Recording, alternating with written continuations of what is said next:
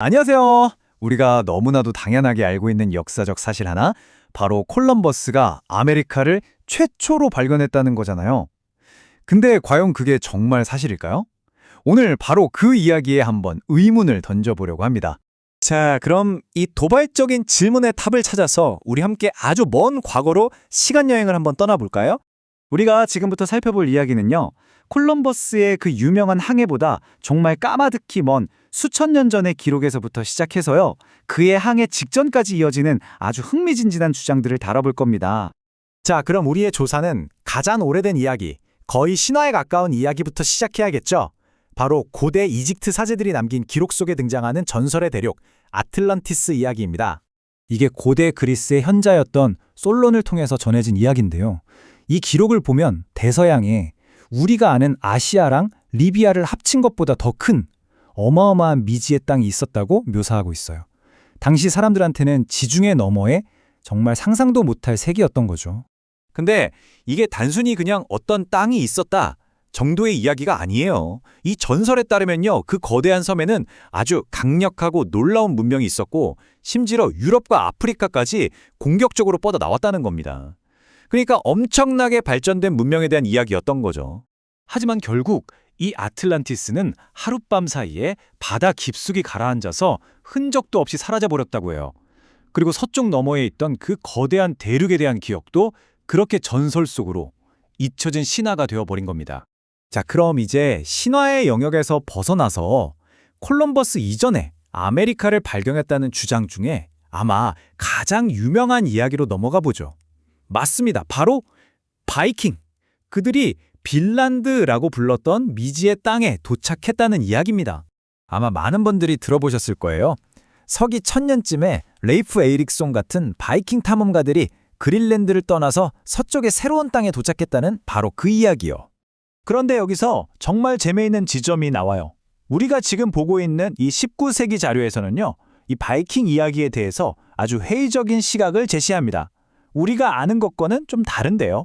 이게 하나의 역사적인 논쟁거리가 되는 거죠. 왜 회의적이냐? 바로 그 단서가 바이킹들이 남긴 사가 안에 있다는 거예요. 예를 들면 기록에 나오는 동물들이 북극에서나 사는 솜털오리 같은 것들이고, 만났다는 원주민들도 가죽배를 타고 다녔다고 묘사되어 있거든요. 심지어 1570년에 만들어진 지도를 보면 빈란드가 그린란드의 일부로 그려져 있어요. 이런 것들을 종합해보면 그들이 도착한 빈란드라는 곳이 우리가 생각하는 따뜻한 아메리카 대륙이 아니라 사실은 그냥 그린란드의 또 다른 지역이었을 가능성이 높다는 거죠. 자, 그러면 아틀란티스는 신화고 바이킹 이야기도 좀 애매하다고 치면 대체 무엇이 유럽인들을 그 위험천만한 대서양 너머로 가게 만들었을까요? 그 폭발적인 동력은 사실 아주 간단한 한 단어로 요약됩니다. 바로 돈이었죠. 그 부를 지핀 게 바로 마르코 폴로였습니다.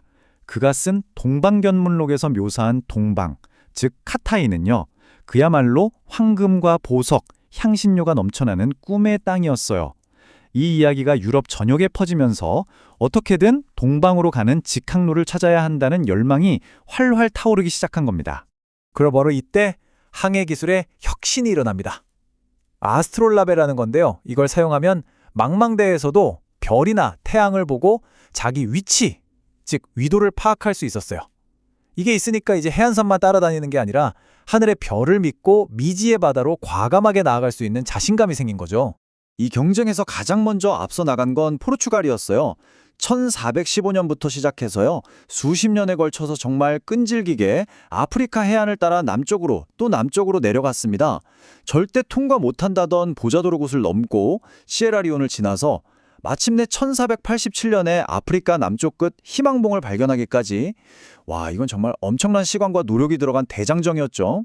자, 이렇게 포르투갈이 아프리카를 도는 동방 항로를 거의 독점하게 되자 다른 나라들은 발등에 불이 떨어진 거죠. 뭔가 다른 방법이 필요했어요. 그리고 바로 이 지점에서 우리 모두가 아는 그 남자, 크리스토퍼 콜럼버스가 역사의 무대에 등장합니다. 맞아요. 포르투갈이 동쪽으로 가는 길을 꽉 쥐고 있으니 아시아 무역으로 한몫 잡으려면 아예 다른 완전히 새로운 길을 찾아야만 했던 겁니다. 바로 여기서 콜럼버스의 그야말로 급진적인 아이디어가 나옵니다. 동쪽이 아니라 서쪽으로 계속 가면 동방이 나올 것이다 라는 거죠. 그는 고대 지리학자들의 기록이나 떠내려온 나무 조각 같은 걸 증거로 내세우면서 처음에는 포르투갈 왕을 설득하려 했지만 보기 좋게 거절당했어요.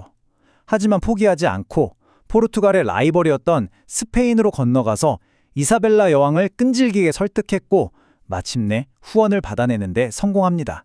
그는 이제 배와 선원 그리고 서쪽으로 가겠다는 담대한 계획을 손에 넣었습니다. 하지만 그가 저 거친 대서양 너머에서 마주하게 될 것은 과연 무엇이었을까요?